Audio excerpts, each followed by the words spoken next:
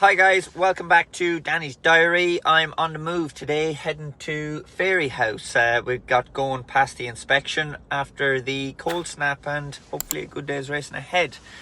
Looking back over the last week, there's some very exciting novice chasers that got out and about, none more so than Kopek Des Bordes in Navan. He was very good, raced a little bit exuberant over the first few fences, but the way he jumped late on I was very impressed with. And yeah, the way he came down the straight and attacked over those last three fences, I thought that was an unbelievable performance. The other one to note in Navan was Final Demand.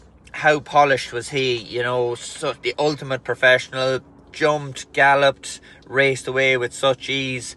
You know, he just looked a dream ride for Paul Townend, where Kopek needed every bit of management and Paul to be at his best to teach him in the right way. And two contrasting horses, both with huge ability. Across the water, Lulamba won in Exeter, beat some highly rated ones, and yeah, was impressive in doing it.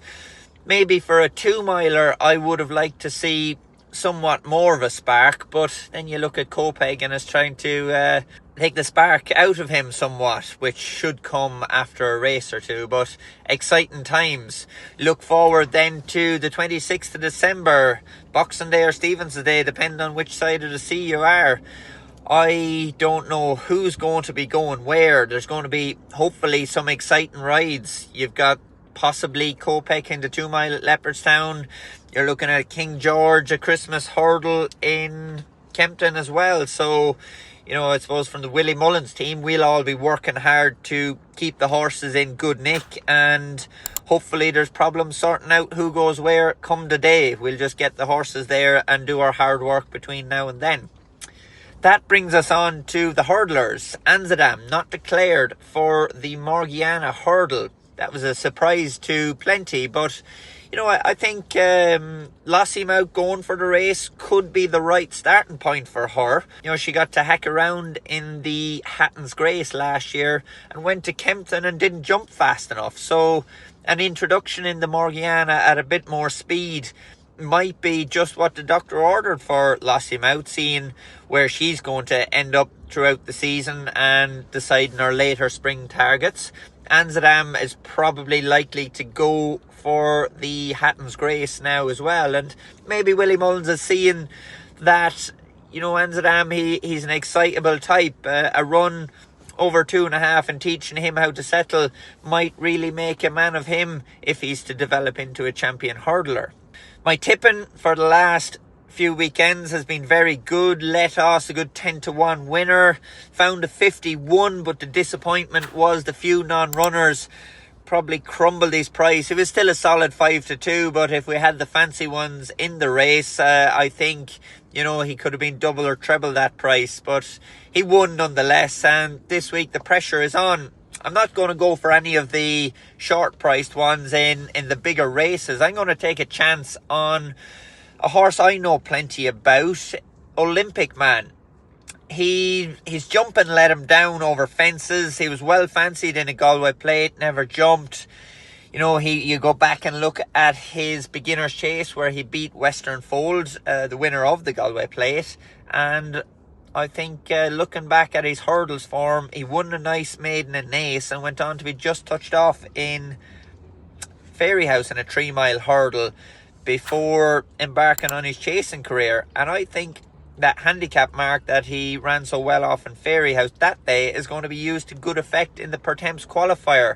He's fit going into the race. He ran well on the flat in Listowel and had a good run in the Curragh, both over 1.5 miles. Probably too short for him, so I think he ran above himself in those races. And back up to 3 miles, he's my tip for the weekend. Looking ahead to Sunday, the John Durkan is the race everybody's talking about. What a field. Plenty in it, but the fancy ones in the race. Fact to File, last year's winner. Gaelic Warrior, multiple Grade 1 winner. Fast or Slow, Galloping the Champs, often his nemesis around Punchestown. I Know the Way You're Thinking, winner of the Gold Cup. Lecky Watson, winner of the Novice Chase in Cheltenham last year. How do you pick?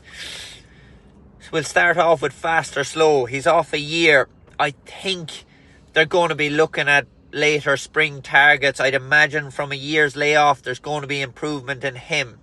I know the way you're thinking. Last year's Gold Cup winner, very impressive, but he didn't show that best form until the spring last year. And with Mark Walsh booked on Fact to File, Keith Donoghue is on I Know the Way You're Thinking, I'd imagine you're going to see the best of him after Christmas. Lecky Watson, the other horse that won in Cheltenham last year, very good staying novice. Did fall in Punchestown on his next run. He has to gain a bit of confidence again. But Lecky Watson is probably the untapped potential in here. It'll be interesting to see how he steps up into this division. We're left then with Fact to File and Gaelic Warrior to pick from. I'm going to side with Gaelic Warrior. On this ground over the trip, I think he could be a faster horse. Fact to File was the winner of the race last year, beating Spillans Tower and Gallopin de Champ, but I think they're slower types, and Fact to File was sharp enough to beat him. Gaelic Warrior won over 3 miles in Aintree, but I think starting off on slow ground over 2.5, I think he's a chance of getting the better of Fact to File. It's going to be an exciting race. I head to Cork on Sunday. I've a full book of rides down there. Some of the ones of note are Jada Grugy, her first run over fences. She's been schooling well at home. A very good mare, second to Lossiemount in Cheltenham last year. This could be the start of something exciting for her. And another very good novice I ride in the maiden hurdle, Sortudo. I rode him in the champion bumper last year. He stayed on quite well from the furlong pole to the finish. There was a lot to like about that run before he went on to win another winner's bumper. I think the two of those would have big chances in Cork. Obviously the start of the season, but they're two exciting rides.